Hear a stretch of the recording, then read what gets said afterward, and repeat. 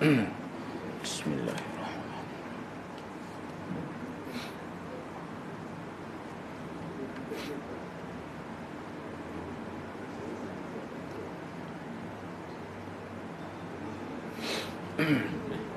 Bismillahirrahmanirrahim. Assalamualaikum warahmatullahi wabarakatuh. Alhamdulillah nahmaduhu wa nasta'inuhu wa nastaghfiruh wa na'udzu billahi min shururi anfusina wa min sayyiati a'malina. Man yahdihillahu fala mudilla lahu wa man yudlil fala hadiya lahu. Rabbi shrah li sadri wa yassir li amri wahlul 'uqdatam min lisani yafqahu qawli. Amma ba'd. Alhamdulillah, bersyukur kepada Allah Subhanahu wa taala kerana dapat bersama pada malam ini. Insya-Allah pada malam ni saya akan sambung perbincangan kitab Fiqhul Qulub. Ni pada muka surat 12 ni. Nah, muka surat 12 ni.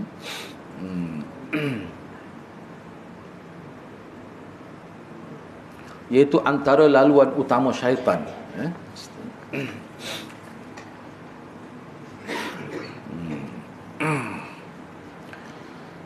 Di sini disebutkan 10 perkara. 10 perkara, walaupun sebenarnya banyak lagi. Cuma 10 perkara ini perkara yang besar dan yang dikira sebagai laluan utama. Antara laluan utama syaitan untuk masuk menguasai hati manusia. Di sini ada 10 perkara.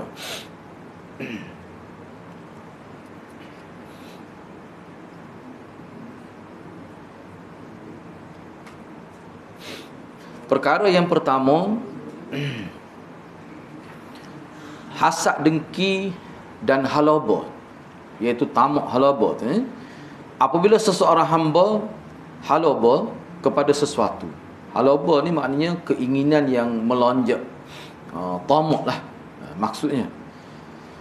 Dia akan dibutakan dan dibisukan oleh kehalabaan dia itu. Menyebab daripada menumpukan kepada perintah dan larangan Allah Subhanahu wa taala. Ia juga akan menutup cahaya mata hatinya daripada mengenali laluan-laluan syaitan yang lain. Ini bukan perasaan ingin atau kehendak hak biasa, tidak. Maksud at-tam'. At-tam' ni dengki, dia gabung sekali. Dengki di sini makna hasad. Dengki ni dia ada dua. Kalau kita nak terjemah dalam bahasa Melayu kita, satu, dengki disebut sebagai hasad. Ini haram. Ini tersenarai sebagai sifat mazmumah. Yang kedua, dengki tapi bukan hasad, dia panggil ghibtah. Ghibtah ni termasuk dalam amalan mahmudah. Apa beza tu? Kalau nak terjemah dalam bahasa Melayu kita, maknanya dengki kedua-duanya. Kadang-kadang saya guna ghibtah ni makna kehendak yang melonjak, tetapi tidak ada unsur negatif dalam kehendak itu. Maknanya dia akan berlaku persaingan yang sihat. Kalau hasad ni, bila dia berdengki kepada seseorang, dia mengharapkan orang itu hilang nikmat itu. Kalau taklif pada dia pun, asal kau itu tak dapat, dia sudah rasa senang hati. Ini hasad. Adapun ghibtah, dia nak seperti mana orang itu dapat, tanpa di dalam hati dia tidak mahu hilang nikmat itu daripada orang berkenan. Tapi dia nak dapat seperti orang ataupun lebih. Itu dia panggil ghibtah. Itu persaingan yang sihat. Dia boleh pergi tanya orang itu kenapa, macam mana awak boleh berjaya. Dia boleh minta tip-tip, khidmat, nasihat. Sebab apa? Sebab itu dengki tapi dengan maksud ghibtah, bukan dengki hasad, tidak. Ni dua perkara digabung sekali. Hasad ataupun dengki. Hasad dengki lah kita kata. Enggak, hasad tu bahasa Arab, dengki tu Melayu. Dia gabung dua tu. Orang Melayu ni bab ni pandai. Bab modified ni memang kena dia lah. Hasad dengki dan tamak. Tamak ni, at-tam'u ni mana keinginan yang melonjak sehingga terganggu fokus kehidupan dia. Itu mana at-tam'u. Apabila perkara ini ada dalam diri seseorang dan dia tidak cuba urus supaya jadi seimbang, maka hidup dia akan jadi kita kata banyak dia akan kesampingkan. Banyak dia akan tak peduli kepada perkara-perkara yang baik Sebab apa? Sebab target dia nak dapat sesuatu tu. Akhir sekali jadi buta, jadi berlaku pelanggaran terhadap syariat dan sebagainya. Tertutup dah cahaya hati itu. Pada waktu itulah syaitan mengambil peluang untuk menguasai nafsu dia. Sebab nafsu kita ni, kalau kita tidak jaga dia, sebab asal kejadian nafsu yang Allah buat ni, la ammaratun bisu, innan nafs la ammaratun bisu. Nafsu yang Allah buat dalam diri manusia ni, sifat semula jadi dia, kalau dia cenderung kepada yang buruk. Jadi kalau kita tahu begitu, kena kawal lah. Kalau tidak kawal, akan jadi masalah besar kepada kehidupan seseorang itu. Begitulah juga apabila seseorang itu hasad, syaitan menemui laluan dan kesempatan mudah untuk menghiaskan kepada mangsanya itu segala perkara yang boleh menyampaikan kepada kehendak syahwatnya, meskipun perkara itu adalah perkara mungkar dan keji. Dia begini, apabila seseorang itu ada sifat hasad, terbuka pintu, pintu untuk masuk ke dalam hati kita, pintu untuk syaitan masuk. Bila dia masuk, dia bukan masuk sekejap. Kalau Ibnu Qudamah dia kata masuk tu, dia duduk dalam hati kita. Sebab apa? Sebab makanan dia tu ada. Sebab hasad dengki ni dalam istilah ulama muzakki, ulama tazkiyatun nafs, dia kata hasad dengki, keinginan yang melonjak sehingga tak boleh dikawal, itu dikira sebagai makanan syaitan.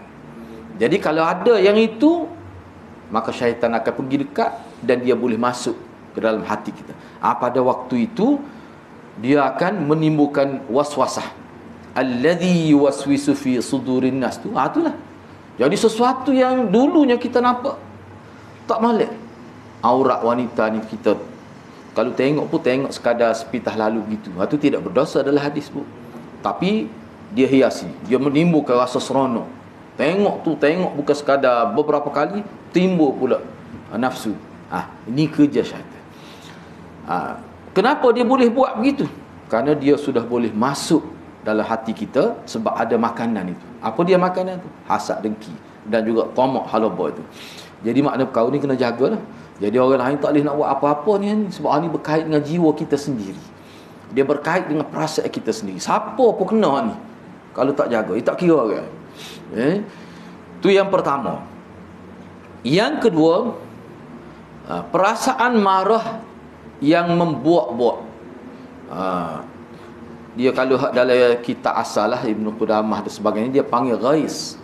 Dia marah ni, kalimah marah dalam bahasa Arab ada ghadab. Ghadab tu marah biasalah. Setiap orang mesti ada tu. Nabi pun ada ghadab itu. Ghais ni marah yang membuak-buak, dan biasanya orang akan bertindak di luar kewarasan.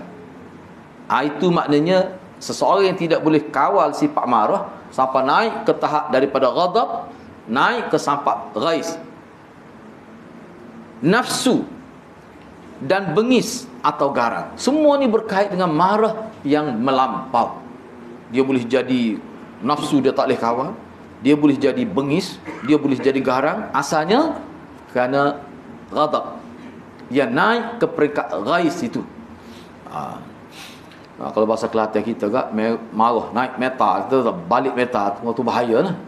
Sifat marah yang tak terkawal, ana sebut tak terkawal sebabnya begini. Sebab kalau dalam kitab Ibnu Qudamah tu memang disebut dengan jelas, sifat marah ni adalah sifat yang baik asalnya. Tetapi kalau tidak dikawal, dia boleh marah pada sesuatu yang tidak sepatut. Dan marah itu pula melampau, maka dia jadi tidak baik. Sebab marah ni Allah sediakan khusus pada manusia. Setiap manusia ada. Kalau tidak ada itu dikira satu kecacatan dari segi emosi itu. Maknanya bahayalah. Jadi sifat marah yang tidak terkawal boleh mencelarukan dan melemahkan akal fikiran. Apabila tentera fikiran menjadi lemah, syaitan akan bertindak menyerang dan ia akan berjaya memperkudakan manusia. Ada riwayat menyebutkan iblis berkata, sekiranya seseorang manusia itu mempunyai tabiat bengis. Bengis ni maknanya perkara yang kecil pun dia jadi besar, marah, melampau, mengeluarkan kata-kata kesat dan sebagainya. Kalau manusia itu mempunyai tabiat begitu, bengis, kami akan mempermainkan orang itu seumpama kanak-kanak menggelek bola tu, olek bola tu. Maknanya dia perkudakan kita jadi hamba abdi, dia ikut telunjuk dia 100%. Itu maknanya perkara ni perkara yang berat lah sebenarnya, kena beri perhatian. Yang ketiga, C, suka dan gemar berlebih-lebihan dalam menghiasi rumah, pakaian dan peralatan perabot. Ni ana ada baca ulasan, ana tak ingat dah. Ni apa ni, Hafiz Ibn Hajar Al-Asqalani dalam satu hadis dia sebut perkara ibahiyat, mubahat, aksesori lah. Duk meting sangat perkara mubahat, perkara aksesori. Sehingga perkara aksesori dia habis duit pada itu dengan banyak. Misalnya kita kata sofa, dia bukan kira rosak, dia kira cukup tahun tukar. Begitu juga kain lasih, dia bukan kira rosak apa dak, dia kira 2 tahun tukar, tak boleh malu kat orang 2 kali raya hak sama tukar pula 7,000 lah. Benar-benar mubahat gitu. Kalau hak tu bini, hak tu laki pula sport ring. Ana jumpa sebenarnya, ana terkejut juga. Saja sebut sama ni sebab nak suka kan. Ana pernah pergi ke pantai tu, ada keretanya kenari je.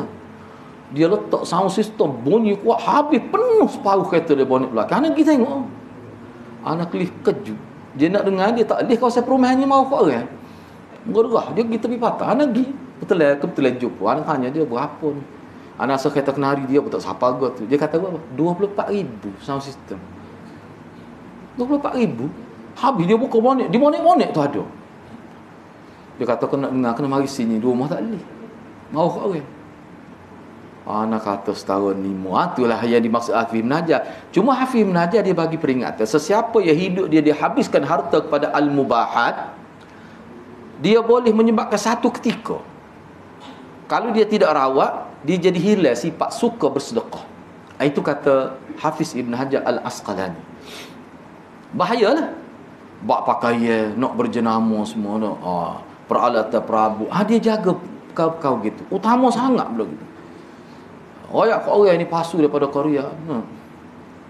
Padahal kita duduk itu pokok bunga, hidup potolo, bahan plastik gitu, you know. Ada. Apa tu? Ni perasaan. Nafsu sudah melonjak. Ni bahaya ni, hendak kena berhati-hatilah. Pernah tengok ustaz pakai piah ke 300? Pernah tengok dah. Nengu kita. 300 sebutir. Bukan sejak tu. Sebutir piah 300. Bukan hak lama ada lipat tu, hak tu lain tak kira tu, hak tu tak kira dah tu. Ni hak tak ada lipat. 300 ya. Anak nak ayat piah anak malu ke apa? 7 tahun dah. Beli 3 butir tak apa 30 riyal. Pai dia offer pula tu. 3 butir pak hari ni 300. Kena beringat tu. Kena beringat tu, kalau lah siapa lagu tu bahaya tu. Ni lah. Gemar. Jadi satu hobi pula. Tak khabar habis duit situ. Tak khabar habis duit situ. Sifat ini akan menjadikan manusia menghabiskan umur duduk sobek orang Kelantan kata, duduk sobek rumah, duduk mencantikkan rumah, duduk menghiasi atap dan dinding, berhias dalam berpakaian dan juga dalam memiliki perabot rumah. Dengan itu manusia menjadi rugi sepanjang usia disebabkan duit dia terhabis ke situ. Misalnya dia renovate rumah ni sebagai contoh. Rumah dia tu kita pergi tu comel menan. Pergi lepas PKP, kata mana pintu tak ada. Dia ubah habis kat dengan 30,000. Ubah ya. Tak ada apa pun. Bilik dia cuma tu juga. Nak suruh nampak ada kelainan. Sampai hampir 30,000 lah dia sebut. Kita pergi rumah ni. Contoh kau gitulah. Kau gitu ya. Jadi hak ni pun termasuk je. Kalau maknanya di luar ni, kalau dalam istilah ulama setengah dia panggil dia dua istilah, dia panggil umdah dan fudlah. Kalau umdah ni perkara hak asas. Selagi perkara hak lebih ni jangan ditumpu sangat, dia panggil fudlah. Kalau setengah-setengah ulama supaya Hafiz Ibn Hajar dia panggil mubahat, perkara hak harus, bukan hak wajib pun.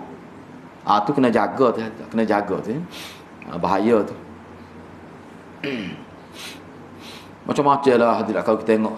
Jadi saya kita sendiri pun beli kereta baru, tukar steering berapa ribu. Anak kata dia, "Wih kaku ni." Dia kata tak boleh, saya takut nak tukar pula lepas ni. Kereta baru macam mana dia tukar steering. Kita pening. Nak kata jadi cepat, tak cepat steering. Lagu tu juga pergi Tukar tu apa? Apa tukar tu? Nafsu. Bukan satu keperluan pun.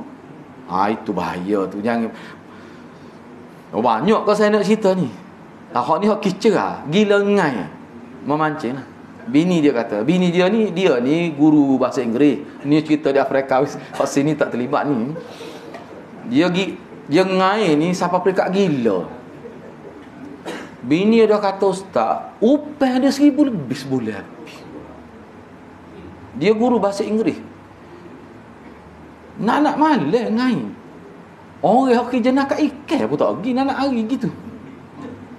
Bini dia kata nak goreng ikan beli ikan kedah. Tu tak tahu tu. Siapa cerah? Anak nasihat pun tak dengar. Dia ni kira peringkat sini anak lah sikit ya, kira segi umur tu. Nak buat macam mana kena penyakit tu? Hok gila badminton, cara gila badminton. Macam-macam penyakit gila ni. Nah, benda tu benda merugikan. Semua tu bagi kalau kita lihat dari sudut tazkiyah, bagi ulama-ulama muzakki, ulama yang menceburi bidang tazkiyatun nafs, dia bincang tu dalam konteks maknanya pintu syaitan terbuka dengan berlebihan dalam bab-bab hobi ni. Na'udzubillah min dzalik. Siapa ketemu Siapa ketemu. Anak kata main badminton ni 2 kok semalam main. Tak kau gila tu. Anak kata mu ni berat sungguh kata. Lepas tu kelip pukul apa? Benda-benda gitu tidak. Kita sebut terang, perbuatan mu sudah jadi haram, tidak harus lagi. Tapi nak buat macam mana? Porak peranda hidup. Tu berat lah tu. Siapa kita kata li cawi apa tidak semua. Kau tu nak tani waktu terpaksa pada Januari ya. Siapa gitu sekali. Nak buat macam mana? Allah uji dia begitu. Allah tak uji kita lagi tu. Allah uji ikut lain pula. Tu. Baik, yang keempat, terlalu kenyang. Ni kenyang berdoa ni. Kerana ia akan menguatkan nafsu syahwat dan menjauhkan diri daripada beribadat dan taat. Ni memang betul lah. Ni kalau kita baca dalam buku, ada sebuah buku tu dia bincang. Buku ni dia bincang tentang puasa, hubungan puasa dengan kesihatan. Dia asalnya orang India, dia berkhidmat. Ana sebut beberapa kali dah ni. Memang dia bincang lah. Bila kenyang ni memang bahaya. Cuma dia sebutnya kenyang tu satu hal. Cara makan tu. Sekaligus makan makanan yang pelbagai rasa, minuman pelbagai rasa, mengikut kajian dia. Sebab dia ambil bidan tu. Selepas habis Dauratul Hadis, dia ambil bidan ni. Doktor, dia menjadi pakar pemakanan. Dia tulis sebuah buku. Buku ni dulu asal disebut oleh Maulana. Nama apa tak ingat, dah lama dah buku ni. Buku ni pun tak ada ni hadiah anak-anak. Anak tinggal tu tengok tak ada, cari tak jumpa buku ni. Tak apalah dia sebut, anak ingat lagi, anak baca tu. Dia kata maidah kita ni dia ada hak dia. Kemampuan dia terbatas. Mengikut kajiannya, kalau masuk serentak makanan dalam setengah jam semua yang berlaku tu, makan nasi lagi, go ni banyak. Kalau jenis makan, patut hari pula 3-4 dia sekaligus masuk, dia rasa berbeza-beza. Mengikut kajiannya, pakar pemakanan, cara makan begitu, budaya makan begitu, dia akan membebankan maidah untuk proses penghadaman itu. Selama mana berlaku sebulan, bulan Ramadan, dah patut tidur gitu. Bahaya. Hak ni kalau tidak berkait bulan kenyang, semua kenyang, makan siapa kenyang ciri sama. Kelantan kata mubalaghah dia kenyang ciri. Mana kenyang benar lah tu. Ni memang bahaya. Tak boleh gitu bahaya sungguh ni. Jadi syaitan akan guna kesal dia ke dia, tubuh jadi letih. Banyak perkara lah, jadi lesu, pemikiran apa begitu. Akhir sekali ibadat kepada Allah tu jadi hanya yang asah-asah saja. Tak boleh dah nak buat lebih-lebih, nak fokus pun tak boleh dah. Tok Imam baca panjang sikit je, mengepek. Apalah Tok Imam ni, kitanya sekop. Benda-benda gitu. Kesal dia. Yang kelima, tamak dan terlalu ingin ni. Tamak ni tamak lain, bukan tamak tadi ni. Tamak dan terlalu ingin diterima oleh orang lain. Mana dia nak orang terima dia, dihargai. Terlalu ada perasaan nak diterima, dihargai dan sebagainya. Jika seseorang ingin mendampingi seseorang, terutama sekali orang yang berpengaruh dan berharta, dia akan memuji-muji dan mengampu secara keterlaluan meskipun dalam perkara yang tidak benar. Sebab tu poin yang kelima ni, daripada pembacaan tengok sebab Ibnu Qudamah ni kita boleh rujuk dalam kitab ada Minhaj tu. Hak ni maksudnya seseorang nak ambil berkawan dengan orang lain, bersahabat dengan maksud nak dapat kelebihan daripada orang itu. Tu. Lepas tu dia nak dia diterima oleh orang-orang yang berkedudukan. Dia nak gini, dia nak orang kata dia ni rapat benar dengan MB ni. Dia ni kawan ni pok-pok ni lah, pok-pok Tan Sri lah dia ni. Dia baik benar Tan Sri. Metok gapo pun dia Tan Sri. Dia ndak orang gitu. Ada jenis penyakit gitu bahaya ni. Lepas tu dia puji, dia jet kawan tu sampai rebah nonginyo tu dia jet dah. Bukan kata terakak sikit-sikit je. Ni penyakit ni mari. Hilang dah sifat ikhlas. Kalau puji pun tidak ikhlas. Semua tidak ikhlas. Hidup dia tidak tegak di atas as-sidq, tapi sudah tegak di atas al-kadhib, dusta. Ni. Dia tidak akan menyeru pada perkara yang baik. Dia tidak, dan sekali-kali tidak akan menegah dari perkara mungkar. Sebab apa? Sebab dia nak sesuatu daripada bos dia. Ni kalau seseorang mendampingi orang berpengaruh dengan maksud nak sesuatu duniawi, mana dia sudah terbuka luah dah pintu syaitan ganggu ni. Orang lagu ni jadi hina di dunia dan akhirat. Na'udzubillah min dzalik. Baik. Yang keenam, tergesa-gesa ni. Cuma yang kelima tadi, kalau dalam rujuk kianah lah, dia ada juga sifat. Dia ada satu lagi sifat dia. Sifat maknanya kalau hak dia sebut ni mesti betul. Dia ada jadi gitu. Salah satu kesan dia.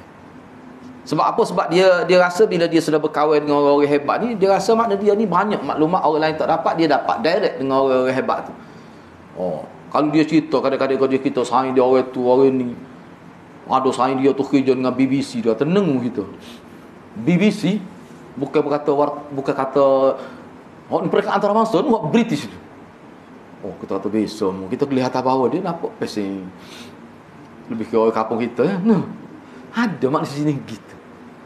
Jadi kalau orang latih ni tak boleh. Sayyidina Ali kata orang lagu ni bagus kata-kata Sayyidina Ali. Dia kata manis tabadda faqad halaka. Orang yang menganggap kata-kata dia betul, orang lain salah, sebenarnya orang ini sudah sebuah rosak. Orang yang menganggap kata-kata dia saja benar, kata-kata orang lain ni tidak ada nilai, kata-kata dia saja ada nilai, faqad halaka. Dia ni telah rosak dah orang ni. Kata Sayyidina Ali radhiyallahu anhu. Kena berhati-hati. Yang keenam, tergesa-gesa dan terburu-buru dalam tindakan. Tidak berhati-hati dalam tindakan. Tak kiralah dalam apa saja bidang dia, tapi jenis orang panggil ke apa ni? Gopoh, tergesa-gesa, tak cermat. Nabi sallallahu alaihi wasallam bersabda dalam hadis yang diriwayatkan daripada Anas radhiyallahu an, Nabi kata al-ajalatu minasyaitan wat ta'anni minallahi ta'ala. Terburu-buru itu adalah daripada syaitan.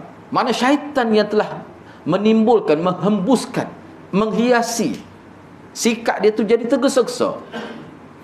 Dan sikap berhati-hati minallah, daripada Allah. Kadang-kadang tengok tajuk saja itu, terus buat muslim, tak baca lagi isi tu.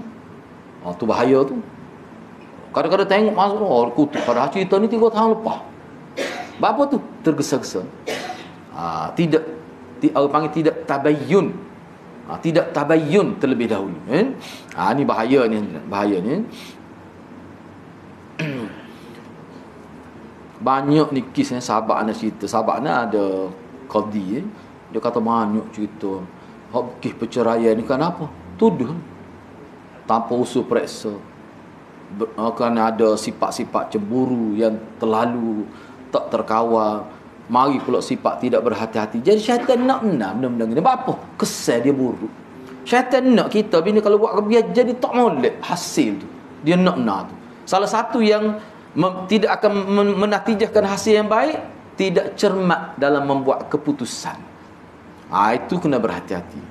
Sebab itulah kita kena minta taufik dan hidayah daripada Allah. Bukan kecil tu, wabillahi taufik wal hidayah tu, besar tu. Taufik ni apa dia? Ni anak ni sebut ni, dia panjang lah dalam perbincangan kitab Al-Adabul Mufrad tu. Najilid kita ni dia sebut taufik tu salah satu makna yang ulama semua terima.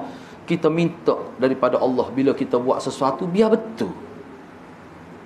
Apa saja tu makna taufik. Mana kita nak supaya ia selaras dengan kebenaran.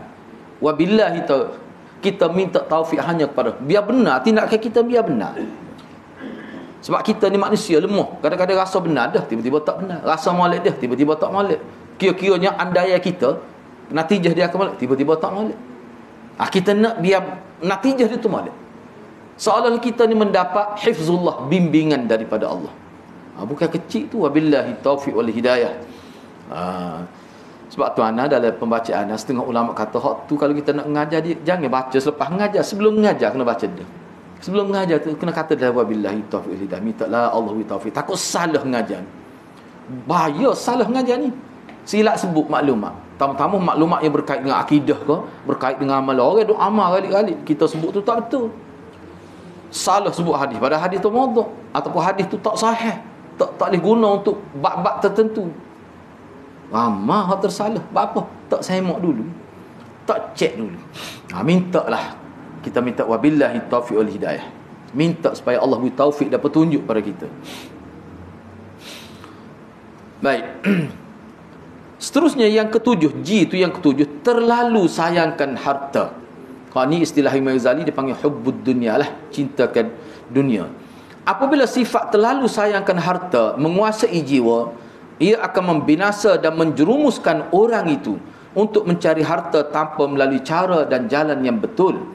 Di samping itu, ia juga akan membawa kepada sifat bakhil dan takut menjadi miskin. Seterusnya menghalangnya dari menunaikan tanggungjawab harta yang sepatutnya dilakukan. Dalam istilah Imam Ghazali disebut hubbud dunya. Jadi ni ana petik Imam Ghazali sebut ni ringkasan ni, hubbud dunya menghilangkan kekuatan rohani. Itu pandangan Imam Ghazali. Hubbud dunya ni maksud cinta pada dunia ni semua saya belaka harta ni saudara ayatlah. Tapi saya yang dimaksud ni sampai peringkat takut nak bersedekah. Sebab apa tu?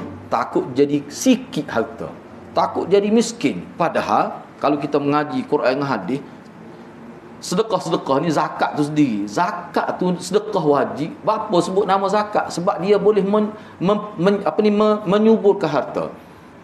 Dengan menderma ni dalam konteks agama dia jadi harta kita jadi subur. Sebab harta tu Allah beri. Bila kita derma, Allah kata aku akan tambah. La in syakartum la azidannakum wa la in kafartum inna azabi. Tu ayat tu jelas sungguh. Tapi manusia ni tak fikir begitu. Tu kalau sampai tahap itu, macam-macam dah akan berjadi penyakit. Sebab tu dalam setengah-setengah kitab, dalam tafsir pada dia tafsir ayat apa? Wailul likulli humazatil lumazah alladhi jama'a malan wa 'addadah yahsabu annama lahu akhladah. Duk kira harta ya kerja dia. Takut sangat berkurangan. Kalau bertambah rasa lega, rasa segar. Gitu ya kerja dia. Dan bila sampai satu tahap dia sudah dikuasai oleh hubbud dunia, cinta pada dunia, dia berasa tak mati, kekal hidup atas dunia. Dia akan berasa gitu. Itu ayat orang. Malu juga nak ayat tu. Tapi dia berasa gitu. Kalau cuba tadabbur ayat itu penyakit. Sebab tu setengah ahli tafsir dia kata dia jadi terbuka pintu penyakit. Tak ada antibody lah kita orang jenis suka pada dunia ni. Sebab tu Imam Ghazali kata hubbud dunia menghilangkan kekuatan rohani seseorang. Boleh jadi nampak fizikalnya sehat, tapi rohani sakit. Itu boleh jadi. Jadi maknanya dalam konteks agama, harta ni kalau kita silap urus harta, dia boleh merosakkan kehidupan akhirat kita. Mungkin kehidupan dunia nampak okey, dia boleh merosakkan kehidupan akhirat. Yang ke-8, ini juga jadi pintu masuk syaitan untuk menguasai kita. Yang ke-8, H tu, mendorong orang awam bersikap fanatik dengan mazhab-mazhab tertentu dan bukan mengajak orang ramai kepada dasar yang dianjurkan oleh agama. Ni orang panggil fanatik, taksub pada mazhab. Siapa ada ustaz tu, ana dengar sendiri, dia kata selagi ada pendapat dalam mazhab Syafi'i walaupun lemah, tetap kena ambil pendapat Imam Syafi'i. Walaupun dalam mazhab lain kuat. Sebab apa? Sebab mazhab Syafi'i lemah setahu mana, tetap kena ambil. Berat tu lagu tu. Berat tu. Dah tentu dah lemah. Tapi kena sebab apa? Kerana mazhab tu fanatik. Tak boleh lagu tu. Anda duk perhati tengok secara realiti lah. Orang-orang yang duk tahan ni kadang-kadang dalam bab hak bersifat peribadi kan. bersifat fardu ain tu pelik sungguh. Kadang-kadang dia duduk tekan hak ni dalam perkara bersifat fardu ain, hak bersifat fardu kifayah sebanyak mana dah terbuka ambil mazhab orang lain dalam bab muamalat yang melibatkan hubungan antara manusia dengan manusia. Hak duk kemah-keminya bab fardu ain, sedangkan fardu ain lah sepatut kita pelonggar. Moga dia tidak melibatkan hak orang lain. Pelik tu. Memang ganjilah cara tu. Orang cuba tengoklah dalam internet ada kita pusing berkahwin ni ma'ruf sehingga seorang tu kalau setuh suami isteri. Padahal itu masalah fardu ain. Tak ada masalah pun. Jadi kau siapa kata macam-macam, tuduhan luar biasa peliknya tuduh orang tu dah. Apa tu? Itu tak faham, bahaya tu. Dia boleh menyebabkan syaitan masuk terbuka. Memang jadi balah lah. Memang jadi balah. Tu. Jadi siapa yang mendorong orang awam jadi fanatik pada mazhab? Hak orang panggil ulama lah. Tak kira lah peringkat mana, ustaz biasa ke. Tu tak kena lagi. Sebab itulah, ingat lagi guru ana sebut dulu. Guru ana kata faktor besar yang menyebabkan seorang jadi fanatik mazhab ni adalah pendidikan dan sumber pengajian itu. Kitab apa yang dia baca. Tak ubah daripada 60 tahun dulu, tak ubah kitab tu sampai lain. Tu salah satu. Kita sebut gitulah, tak boleh tegas sangat. Bahaya. Tak boleh tokar. Anak pernah pergi kuliah tu 20 kali dia baca kitab Musalli. Lepas tu ustaz tu kata, Ana sebenarnya nak tukar kitab lain. Tak si. Ana kata, ya Allah, apa ustaz ni 20 kali ngaji kitab Musalli. Tak pernah sabar tu. Baca kat kitab lain lagi. Jadi perkara-perkara. Maknanya bahan baca teks tu lah. Dia kena ubah. Kalau tidak, jadi masalah. Yang ke-9, jadi hak ni dosa besar ni. Ni anda sebut di sini berdasarkan kepada itulah rujukan lain. Ni dia disenaraikan oleh ulama sebagai kepincangan orang yang berpengaruh dalam bidang agama. Kesaja kepada masyarakat awam. Masyarakat tak tahu gapo. Baik, yang ke-9, mendorong orang awam berusaha memikirkan tentang zat Allah dan sifat-sifat Allah dan perkara yang tidak mampu dicapai oleh akal fikiran mereka sehingga menimbulkan keraguan kepada mereka terhadap asas-asas agama. Ni. Jadi dia sebut tentang zat Tuhan tu dah lebih daripada yang Allah sendiri sebut tentang diri dia. Khutbah hari parut dah. Khutbah hari ni parut juga. Pelik kalah bunyi mukaddimah tu. Apa dia? Allahul ladzi wujuduhu bila makan. Allah Tuhan yang kewujudannya tidak bertempat. Tu mukaddimah dia. Ambil mana Quran aku sebut gitu. Pelik tu. Start bila tu ada dia punya kata-kata begitu tu. Tu pelik. Lepas tu kak memang itulah. Jadi anak pergi tadi di masjid besar. Ada berapa orang kata gua ana parut hari ni. Anak pun tak kenal. Anak kata jari-jari ada parut tu. Apa yang jadi musim ni tu? Ada banyak kaitan lah. Ada banyak munasabah dia. Na'udzubillah, bahaya tu. Dia akan jadi lagu mana tu? Anda lihat dari sudut dia. Sebab dulu guru kita sebut dia ni, syaitan ni, kena ingat syaitan ni dia tidak pergi tu, dia tidak ada naktah syaitan ni. Dulu anda belajar dengan Maulana kitab Minhajul Abidin Imam Ghazali. Syaitan ni bila dia nak ganggu manusia, dia tidak ada naktah, dia tidak ada tempat wakaf.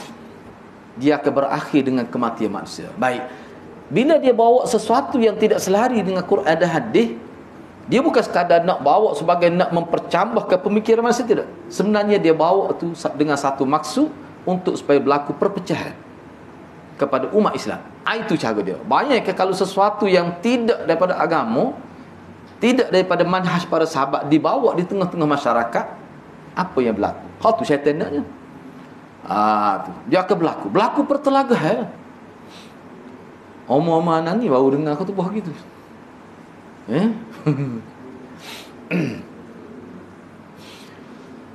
Baik. Sebabnya kalau kita baca dalam kitab-kitab hak detail lah, dengan Ana tu banyak juga dia punya kitab-kitab berkenaan ahli sunnah dalam bahasa Arab. Ana pun tahu ada terjemah dia. Memang disebut jelas zat Allah ni kita tidak boleh bincang lebih daripada apa yang Allah sebut tentang diri dia dalam Quran hadis. Sebab zat Allah ni termasuk dalam perkara yang kita terima secara sahih untuk kita imani, untuk kita percaya, bukan untuk dikaji.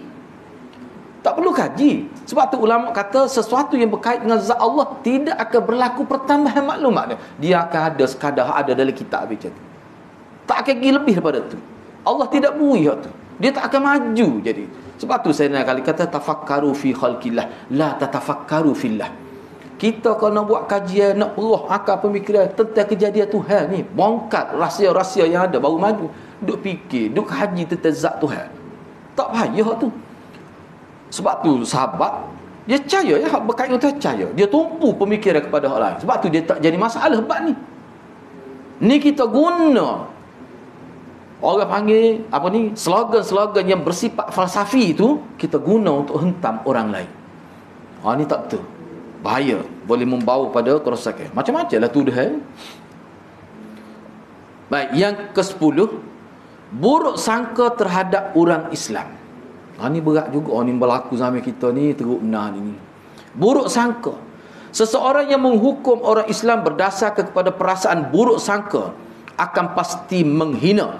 Tak dapat tidak dah bila dia hukum seorang dalam keadaan tidak jelas maklumat, tak cukup maklumat, atas dasar andaian dan agak-agak kes sahaja, dia akan pergi bukan sekadar suuzan, tapi dia akan pergi kepada menghina, kutuk mengutuk bermulut lancang dan melihat dirinya lebih baik daripada orang. Dia mari lalu penyakit lain. Bahaya ni. Buruk sangka sebenarnya mencerminkan keburukan orang yang melakukannya. Kerana seseorang mukmin dalam erti kata yang sebenar, orang panggil al-mukmin, mukmin yang sebenar akan sentiasa mencari alasan, keuzuran atau alasan untuk memaafkan mukmin yang lain. Sebaliknya orang munafik sentiasa berusaha mencungkil kebaikan orang. Kadang-kadang kisah tu 10 tahun dia waktu tubik semula. Tu perangai orang munafik tu. Sehubungan dengan itu, sewajarnya bagi seseorang Islam menjauhi daripada tempat-tempat yang boleh menimbulkan tuhmahan yang bukan-bukan, agar tidak mendorong orang lain menaruh sangka buruk terhadapnya. Jadi hak ni kena jaga sungguhlah. Sebab kalau sesuatu tak jelas, jangan buat keputusan.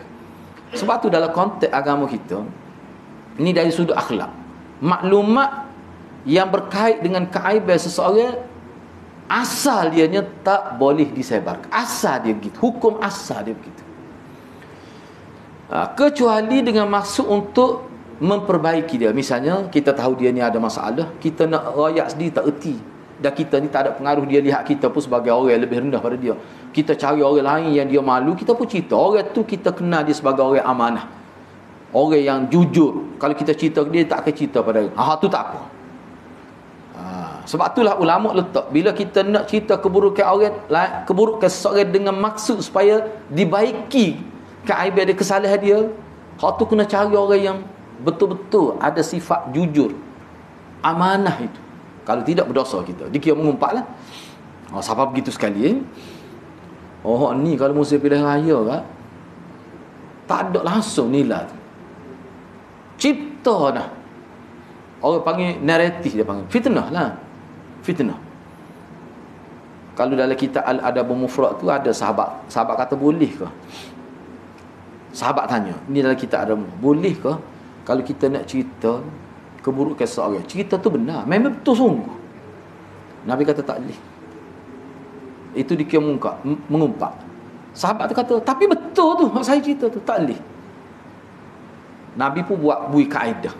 Mana sesuatu yang kita ceritakan tentang orang lain, walaupun perkara itu betul, tapi dia tak suka, itu dikira mengumpat.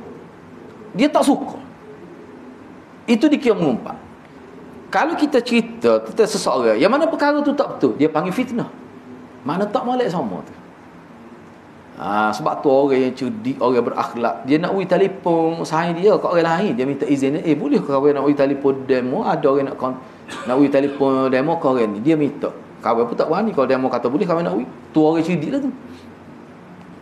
Tidak dia ui belakang, ikut orang minta, ambil lah gambar mic YB ni, minta ui, semua ui misalnya tu. Tak boleh gitu, tak boleh gitu.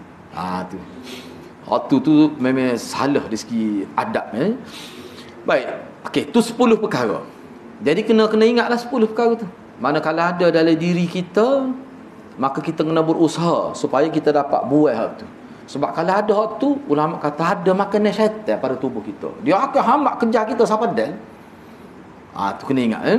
Baik, keterangan di atas adalah sebahagian, bukan semua. 10 ni sebahagian daripada laluan mudah syaitan untuk masuk bertapak dalam hati nurani manusia. Rawatan kepada penyakit ini ialah dengan cara menutup laluan tersebut, dengan cara membersihkan hati daripada pelbagai sifat keji yang akan dibicarakan nanti. Akan datang dia bicara sosok kau ni. Jadi kalau ada ni kena buat. Sebab kalau kita tak buat, dia ni mana ada pintu dia boleh masuk. Jadi nak buat ni kena tahu dulu ada ke tak tu. Nak buat pun. Lepas tu nak buat lagu mana? Sebab benda ni maknawi, bukan benda yang bersifat zati, benda maknawi. Nak buat kalau kemucut pun dah nak buat. Ni tidak ni. Nak buat lagu mana? Itulah perbincangan. Itulah kalau nak sebut, tapi kena sebut jugalah. Dia sebenarnya hak ni lah sebenarnya nak buat hak ni yang masuk pada dalam gua tak tubik-tubik tu. Ni nak buat hak ni hakikat. Sebab tu kita nak bincang dalam kitab ni yang ditulis oleh Prof Basri, Dr. Basri ni, kita nak buat dengan cara agama. Nak buat dengan cara hak Nabi ajar. Masuk dalam gua, pergi sulu. Anak kalau bak sulu dalam gua nak sokong sama. Mau kita pakai terada. Kata mengarut hangit. Tu sebenarnya nak bersih. Selagi tak bersih atau semaya pun tidak berkualiti, dia kata. Padahal dalam pengajian Nabi dia kena urus serentak benda tu. Nak tunggu bersih dulu baru nak mayat. Lepas tu bila? Lepas tu bersih ni siapa dia nak ngesah bersih tu? Mu sendiri. Kalau aku tukar dia nak mayat, kalau dia nak mayat taruh pek, dia kata tak bersih lagi. Benda tu jadi pelik lah. Sebab tu benda ni kita kena ingat. Sebab itulah dalam agama kita, amalan-amalan Nabi suruh buat kena buat lalu. Hati bersih tu salah satu dengan amalan tu. Pembersihan jiwa, akan datanglah jumpa kita. Salah satu proses nak bersihkan jiwa dengan melaksanakan amalan-amalan sunnah. Amalan sunnah ni salah satunya zikir. Zikir pun dia akan sebut. Sebab itulah kita buat, orang panggil fiqh doa dan zikir. Nak biar tahu zikir ni zikir lagu mana hak betul. Jangan kita ke zikir kau ikut cara kita. Zikir ikut cara kita. Selawat ikut cara kita. Tak kena gitu. Bahkan syaitan suka lah lagu tu. Kena dia. Zikir punya tipu dia lagi. Baik, saya nak tanya hadirat ni dalam bab ni, ada ke tidak satu riwayat yang kata zikir ni supaya subhanallah subhanallah. Misalnya contoh, Allahumma salli ala Muhammad. Gitu cara ada. Kalau subhanallah subhanallah subhanallah tu nak cukup 100, ada Nabi sebut. Ni tak ada pasal-pasal. Allahumma salli ala Muhammad. Allahumma salli ala Muhammad. Gitu tak ada. Sebab dalam hadis pun sebut tubik selawat Nabi ni idza zukiras bila sebut nama aku. Nabi kata bila sebut nama aku fasallu alaihi, selawatlah pada aku. Sebab tu Ibn Hibban kata hak ni kena buat ngaji hadis ni. Galakkan ngaji hadis. Bila orang ngaji hadis sebut nama Nabi, maka berlakulah seperti hadis tu, selawatlah. Enggak kita ni daripada pukul berapa ni. Berapa kali dah selawat. Hak ngaji ni. Hak tu maksud dia nya, bukan kata serabut nak sebut dah. Bukan kata buat selawat perdana, buat panggilan selawat. Patut buatnya ke dia? Dia. Qasidah. Apa benda lain? Tak, memang tak betul. Nampak terang sangat. Sebenarnya tak betul. Contoh misalnya, anda baca berkenaan hari Jumaat, kena peranyak selawat hari Jumaat. Apa maksud? Ibadat. Baca lah. Baca kitab. Lepas tu belajar ilmu tu. Tu maksud selawat. Bukan kata selawat ni ambil sabih kat Allahumma salli ala Muhammad. Supaya dengan subhanallah, subhanallah, subhanallah. Mana ada begitu dalam sunnah? Tak ada. Dalam hadis tak ada sebut. Ana tidak nafikan. Setengah-setengah ulama sebut kita selawat Allahumma salli ala Muhammad. Sekadar gitu ya. Tidak dengan cara yang khusus. Itu kita tak nafikan. Berlaku atas nama individu. Ni tidak buat galakkan lebih besar daripada asal Nabi suruh. Itu tak kena. Habis duit banyak mana? Ingat sikit ke tu? Benda-benda gitulah hadirat. Sebab tu bagi ana sistem pengajian ni dia mesti dia jelas daripada Nabi. Dan kita kena didik masyarakat, sekiranya ada mana-mana amalan yang bercanggah dengan apa yang kita belajar daripada Nabi, kita kena tolak. Tanpa kita kata sesat, tanpa kita kata tak betul. Tolak sebab apa? Tak serupa dengan Nabi. Sudah cukup dah alasan tu untuk kita tolak ajaran itu. Cukup dah untuk orang awam. Sebab nak menentukan sesat, hak ni jadi rosak akidah gini, hak tu bui pada orang yang mahir. Kita ni kalau nak selamat, hak kita ngaji lagu mana, bila tiba-tiba kita tengok orang buat tak serupa, kita kata saya tak si buat tu. Sebab saya ngaji Nabi buatnya gini. Sebab itulah ana sebut semalam pun dalam bicara merdeka ni. Paruk jelas. Sayyidina Umar ni dia tanya, Nabi buat kata. Sayyidina Umar tanya, kalau dia tengok sesuatu yang dia buat, dia akan tanya. Bahkan Nabi sebut dalam satu hadis, umat itu akan selamat selagi dia tanya. Selagi dia tanya, ni ada hadis ke tidak? Ni daripada Nabi, akan selamat umat tu. Kalau dia tanya gitu. Bila dia tengok buat sesuatu, ni Nabi buat gitu, akan selamat umat. Kena asuh, didik, tarbiyah masyarakat, kena tanya gitu. Tapi lah ni tak boleh tanya. Tanya tu dia anggap kurang ajar. Siapa banyak bertanya, maka juga dia boleh kuranglah pahala belajar ni. Tidak disuruh tanya. Siapa dia tanya, itu tanda orang tu gini dia label. Tu tak betul tu. Bagi anak tu kena penyakit syaitan, berjaya dia. Akhir sekali orang jadi bebas. Bahaya, cukup bahaya. Sistem kan. Sebab itulah almarhum Tuk Guru Besar Kelantan dia sebut semua. Kita kalau kecek agama, bila sebut agama kena pastikan sampai kepada Nabi. Tu ada hadis tu, balighu anni walau ayah. Bila kita sebut tentang agama, mesti kita urus percakapan kita, fakta tu biarlah masyarakat awam yang mendengar, rupanya hak tu Rasulullah, cuma ustaz ni joyak. Jangan sekali-kali kita hanya berpada kepada guru saya sebut. Guru saya sebut, pacerah guru saya sebut. Talih gitu. Tak kena cara mengaji lagu tu. Bahaya. Ana pun tak saya sebut nama. Dah lewat lah ni. Itulah dia ajak pergi kubur sebagai acara pertama selepas Maya Raya. Kita hantar mesej dia. Ustaz, tu email dia ni. Tu email tua. Muda lagi. Anak kata dia, Syekh kata salah perbuatan entah. Dia amalan hari raya tak ada kait dengan kubur sikit abu. Nak pergi ziarah tak apa. Entah buat anjuran sebut nak pergi raya. Ada jual kepuk. Dia tepi satu Syawal. Dia kata mana? Tu email ni. Dia kata anak tak kira. Anak tak kira. Entah mari hadis hantar sebab tu guru anak kata boleh. Tu kelah mengajar. Dia mengajar di masjid. Baru kena ni. Anak ini kepala buih-buih. Dan anak pernah pergi semaya Jumaat. Tepat dia jadi email sahaja kita singgah semaya. Bila qomat dia tazkirah lepas qomat. Seminit lebih. Neng mana? Kita jangan buat gini selepas qomat. Bagus. Sebab tu saya anak kata. Benda-benda gini kalau lak dia jadi ikut ya agama, ikut dia nak buat. Masuk dalam kubur. Azal masuk dalam kubur. Di Kelantan kita lah. Bila kata tak boleh ikut saya, ayah saya. Dianya ustaz. Tak gong. Agama dia tak boleh gitu. Sebab itulah kita kalau kecek ni tak. Sebab tu dalam agama kita semua nasdi. Bukan ingat semua. Tapi kita yakin kalau kita sebut ni. Kita kata ni ada hadis. Saya tak ingat. Tapi saya boleh rujuk. Sebab kita baca. Bukan ingat semua pun. Tapi biar jelas. Tu. Jadi gitulah. Hana ambil sikit lagi. Baik, cuba tengok lagi. Cuba tengok apa dengan bawah tu, muka surat 14 tu. Tu sebelum tu. Apabila akar umbi sifat-sifat yang dinyatakan di atas dibuang, tidak ada ruang lagi kepada syaitan untuk menguasai hati, melainkan kalau dia masuk pun sekadar berbentuk lintasan-lintasan kecil. Dia panggil khatar. Khatar ni terlintas lepas tu hilang gitu saja. Sekadar tu saja. Dan curi masuk yang tidak dapat menetap lama. Masuk pun tak kepanasan iblis tu. Terus keluar. Apa tu? Sebab orang ni kuat berzikir dengan cara yang betul lah.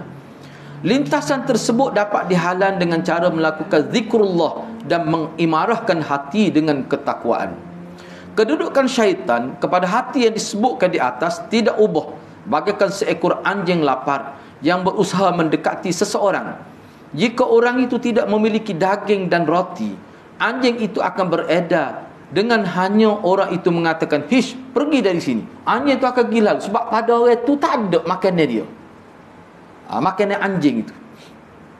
Tetapi jika orang itu memiliki daging dan roti, nampak tepek daging dan roti di tubuh dia, maka anjing itu tidak akan beredar daripada orang itu dengan hanya semata-mata dia mengeluarkan ucapan, "Hei, pergi jauh." Dia tak akan pergi anjing sebab dia nampak makanan dia ada pada tubuh orang itu. Sebaliknya anjing itu akan menunggu untuk mendapatkan daging dan roti itu. Itulah contoh perumpamaan hati yang kosong daripada makanan syaitan. Syaitan akan beredar daripadanya dengan hanya melakukan zikir-zikir yang ringan, zikir ringan kepada Allah. Lari dah. Tapi kalau banyak sangat makanan tu ada pada makanan syaitan ada tu, baca Quran pun tak jadi, zikir pun tak jadi, sembahyang pun tak ada kesan. Apa tu? Sebab dia tak buat makanan syaitan. Baca Quran banyak tapi makanan syaitan tepek wek. Bahasa Kelantan.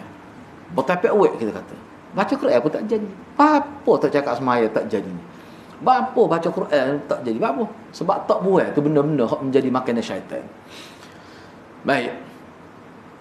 Sebaliknya hati yang dikuasai oleh hawa nafsu, berzikir kepada Allah Subhanahu Wa Taala akan tertumpu pada tepian hati saja dan tidak akan bertapak kukuh di dalamnya. Ketika itu syaitan akan masuk dan membina penempatan, sertunya berusaha untuk mendapat taraf penduduk tetap dalam hati manusia. Jadi hak dia zikir baca Quran jadi seolah-olah hanya kesan dia hanya berada di tepi hati, tak masuk dalam lubang hati. Apa tu? Sebab makanan syaitan terlalu banyak ada dalam hati dia. Okey, yang terakhir ni, jika seseorang ingin kepastian tentang kebenaran apa yang dinyatakan di atas, sila perhatikan pada solat yang dilakukannya dan lihatlah juga kepada syaitan bagaimana dia berusaha membisikkan sesuatu kepada hatinya ketika itu. Masa kita semaya lagu mana? Khusyuk ke tidak? Boleh nilai sedikit. Sebab orang yang dia berjaya buat makanan syaitan dalam tubuh dia sekurang-kurang 10 perkara tadi, dia semaya pun khusyuk. Ni jak akad takbir sampai wis halal, tak ada ingat Tuhan sikit apa. Payah pula tu nak ingat Tuhan, payah sampai kau kening. Cuba nak ingat Tuhan. Kena semok kehidupan di luar semaya tu. Jangan biar gitu saja. Jangan kata ikut dia ya. Jadi dak. Tak boleh gitu. Tuhan takkan masuk neraka kita semaya. Ramah lagi tak semaya. Dia ingat lagu mana? Allah kata dah fawailul lil musallin. Allah sebut dah celaka alladzina hum fi salatihim sahun. Nah, an salatihim sahun. Orang yang semaya dia tu tidak khusyuk. Sahun ni memang tidak khusyuk. Jadi kena jaga. Sebab itulah ulama sebut khusyuk ni termasuk mataqatul basyariyah. Khusyuk ni termasuk dalam perkara yang mampu manusia buat, mampu diusahakan. Khusyuk ni perkara yang mampu diusahakan, bukan kata perkara di luar kemampuan manusia. Kalau di luar kemampuan manusia, nanyalah kepada kita, Tuhan suruh kita khusyuk, tapi hak tu kita tak mampu nak buat. Manusia tak mampu nak buat dah. Khusyuk ni perkara yang mampu manusia buat. Kalau kita nak bincang dengan panjang lebar, dalam bab akan datang. Misalnya kalau anak sebut sikit. Lepas tu lagu mana kita semaya ni 3 kali kita jadi ingat kata dah auzubillah tu. Hak tu tak apa tu. Dalam riwayat dan sunnah Abi Daud ada sebut. Mana kalau ganggu hak tu, Allah tidak kira sebagai ghafilin selalu. Tidak, Allah tidak senaraikan minal ghafilin, tak. Sekadar telitah. Tapi kena cepat-cepat kembali kepada asal dengan kata auzubillah. Dalam sunnah Abi Daud ada sebut. Yang dikira lalai, dikira berdosa bila dia tidak khusyuk, hati dia pergi ke mana-mana, dia biarkan begitu tanpa ada usaha nak mengembalikan semula kepada fokus kepada Allah. Kalau tidak ada usaha tu tak ada, barulah dia dikira minal ghafilin, baru dia dikira pada sahun itu. Jadi Allah ni dia tidaklah kata mudah nak menghukum, dia peluang.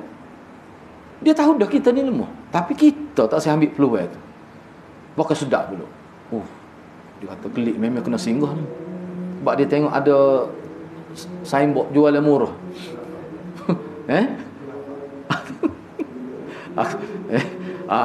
Dia kata tak boleh.